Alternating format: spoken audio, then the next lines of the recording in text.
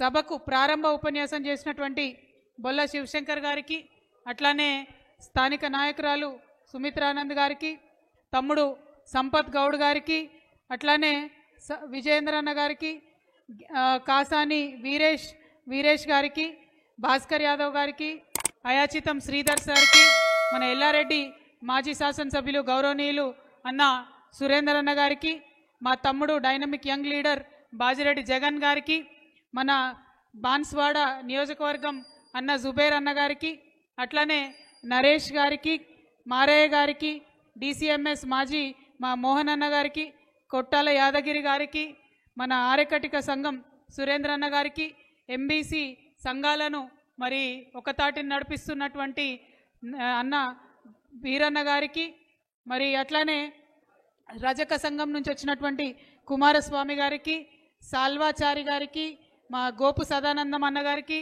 మా తమ్ముడు శ్రవణ్ గారికి, మంజుల గారికి, అట్లానే బాజా లలిత గారికి, అశోక్ యాదవ్ గారికి, నాయి బ్రాహ్మణ సంఘ రాష్ట్ర అధ్యక్షులు బాలన్న గారికి, ఉస్మానియా యూనివర్సిటీ తమ్ముడు లింగం గారికి, అందరికీ కూడా ఇంకా రాష్ట్ర నాయకులు ఎల్లారెడ్డి నియోజకవర్గం నుండి, అట్లానే కామారెడ్డి నియోజకవర్గం నుంచి, మొత్తం నిజామాబాద్ ఉమ్మడి జిల్లాలకు సంబంధించిన 9 నియోజకవర్గాల నుంచి వచ్చినటువంటి నాయకులకు అందరికీ హృదయపూర్వకంగా నమస్కారాలు.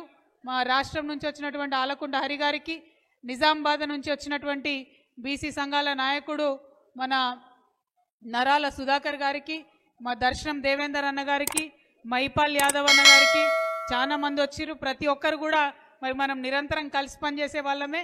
మీ అందరికీ కూడా బాన్స్వాడ మోచి గణేష్ గారికి అందరికీ పేరు పేరున హృదయపూర్వకంగా నమస్కారాలు తెలియజేస్తూ ఉన్నాను.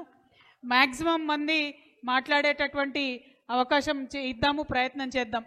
అయితే ఇవాళ ఇక్కడ విషయం ఏంటిది అంటే, తెలంగాణ రాష్ట్రం సాధించుకునే ముందే మనం అనుకున్నాం, మన రాష్ట్రం వస్తే సబ్బండ వర్ణాలు చల్లగుంటాయి, అందరికీ కూడా వృత్తి పనులు చేసుకునే వాళ్ళకైనా ఇంకే పనులు చేసుకునే వాళ్ళకైనా ప్రతి ఒక్కరికి కూడా అండగా ఉండేటట్టు రాష్ట్రం ఏర్పడిన తర్వాత సౌలత్ అవుతుందని చెప్పి మనం అనుకోవడం జరిగింది. మరి మా గంగపుత్ర నాయకులు ఉన్నారు, వారందరికీ కూడా హృదయపూర్వకంగా నమస్కారాలు తెలియజేస్తూ ఉన్నా. అట్లానే మరి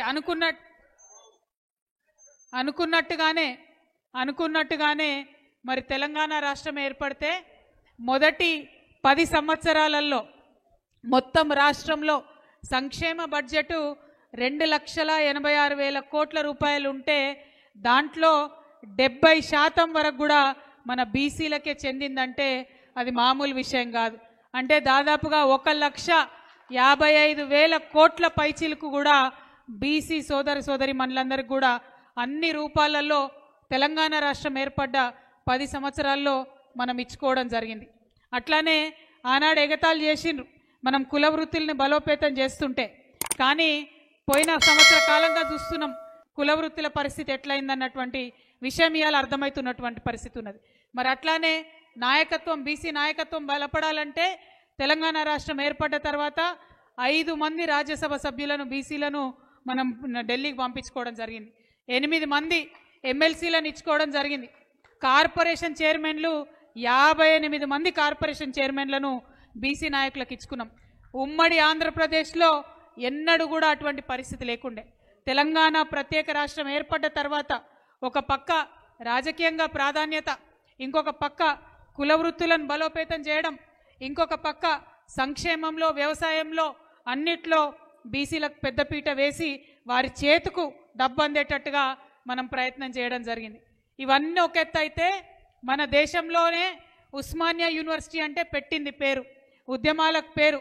అంబేద్కర్ గారికి కూడా ఇక్కడ మనం డాక్టరేట్ ఇచ్చినాం. అటువంటి ఉస్మానియా యూనివర్సిటీకి తెలంగాణ రాష్ట్రం వచ్చేంత వరకు కూడా ఎప్పుడు కూడా ఒక బీసీ బిడ్డకు వైస్ ఛాన్సలర్ అవకాశం ఇవ్వలే. కానీ తెలంగాణ రాష్ట్రం వచ్చిన తర్వాత పెద్దలు కేసీఆర్ గారి ఆధ్వర్యంలో రవీందర్ యాదవ్ గారికి మొట్టమొదటి ఉస్మానియా వైస్ ఛాన్సలర్ ఒక బీసీ బిడ్డను చేసుకున్నాం. అట్లనే మరి అడ్వకేట్ జనరల్గా ఎవరు ముఖ్యమంత్రి అయినా కూడా అడ్వకేట్ జనరల్ అంటే వాళ్ళ కులమోలనో ఇంటి మనిషినో పెట్టుకుంటారు తప్పితే వేరే వాళ్ళకి ఇవ్వరు. కానీ కేసీఆర్ గారు తెలంగాణ రాష్ట్రం వచ్చిన తర్వాత బీసీలంటే మా ఇంటి బిడ్డలే అని చెప్పి భావించి మరి ప్రసాద్ గారిని అడ్వకేట్ జనరల్గా ఆనాడు ఒక బీసీ బిడ్డను మొదటిసారి తెలుగు రాష్ట్రాల చరిత్రలో ఇవ్వడం జరిగింది.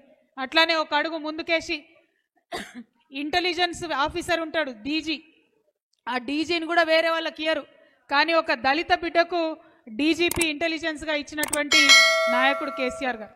అంటే తెలంగాణ రాష్ట్రం ఏర్పాటైనాక సబ్బండ వర్ణాలను కలుపుకొని ముందుకు తీసుకుపోవడం అంటే అన్నిట్లో కూడా ప్రాధాన్యత ఇచ్చుకుంటూ మనం ముందుకు పోవడం జరిగింది. ఆ ఒరవడి కొనసాగాలని చెప్పి మనం కొట్లాడుతున్నాం. కేసీఆర్ గారు అధికారంలో ఉన్నప్పుడు మరి ఆనాడు పరిస్థితి ఎట్లా ఉండే అంటే మనకు కోర్టులో 50% దాటరాదు రిజర్వేషన్ అన్నటువంటి పరిస్థితి ఉండే.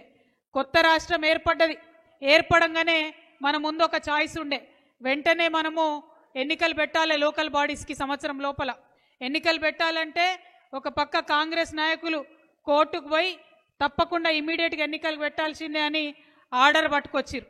అంతకుముందు ఉమ్మడి ఆంధ్రప్రదేశ్లో ఏం చేసిండ్రు, మేము ఇట్లనే కంటిన్యూ చేస్తాం, 50% లోపలనే ఉండాలి అంటే బీసీలకు 27% రిజర్వేషన్ లోకల్ బాడీస్లో అని ఉమ్మడి ఆంధ్రప్రదేశ్లో ఒక ఆర్డర్ ఉన్నది. దాంట్లో ఏం చేయలేని పరిస్థితి ఉండే. ఆనాడు కేసీఆర్ గారు ముంగట 2 ఆప్షన్స్ ఉండే, అయితే బీసీలకు రిజర్వేషన్ ఇవ్వకుండా లోకల్ బాడీస్ కోవాలి, లేకపోతే 27% రిజర్వేషన్ ఇవ్వాలి. దాంతో 34% బీసీలకు రిజర్వేషన్ ఇవ్వాలని నిర్ణయం తీసుకొని ఆనాడు కేసీఆర్ గారు ముందుకు పోవడం జరిగింది. ఆ తర్వాత ఏం జరిగింది, ఇప్పుడు ప్రభుత్వంలో కేంద్రంలో అధికారంలో ఉన్న Bharatiya Janata party EWS reservation అని పెట్టింది. అంటే అగ్రవర్ణాల్లో ఉన్నటువంటి పేదవారి కోసం 10% రిజర్వేషన్ అని భారతీయ జనతా పార్టీ పెట్టినప్పుడు వాళ్ళు ఏం చేసిండ్రు, మరి మొత్తం కోర్టుకు సుప్రీంకోర్టులో కూడా ఎవరు కేసు వేసే ఆస్కారం లేకుండా రాజ్యాంగాన్ని సవరించి అన్ని రాష్ట్రాలలో 50% పైచిలకు ఉన్నా కూడా ఇబ్బంది లేదు, ఈడబ్ల్యూఎస్ రిజర్వేషన్ ఇవ్వాలి అని వాళ్ళు రాజ్యాంగంలో మార్పు తీసుకొని వచ్చినారు. దాంతో ఇప్పుడు ఏం జరిగింది, మన భారతదేశంలో ఉన్న 9 రాష్ట్రాలలో 50% పైచిలకు ఆల్రెడీ మనం రిజర్వేషన్ ఇచ్చుకుంటున్నాం. ఇవాళటి రోజు మన తెలంగాణ రాష్ట్రంలో కూడా 54% మనం రిజర్వేషన్ ఇచ్చుకుంటున్నటువంటి పరిస్థితి ఉన్నది.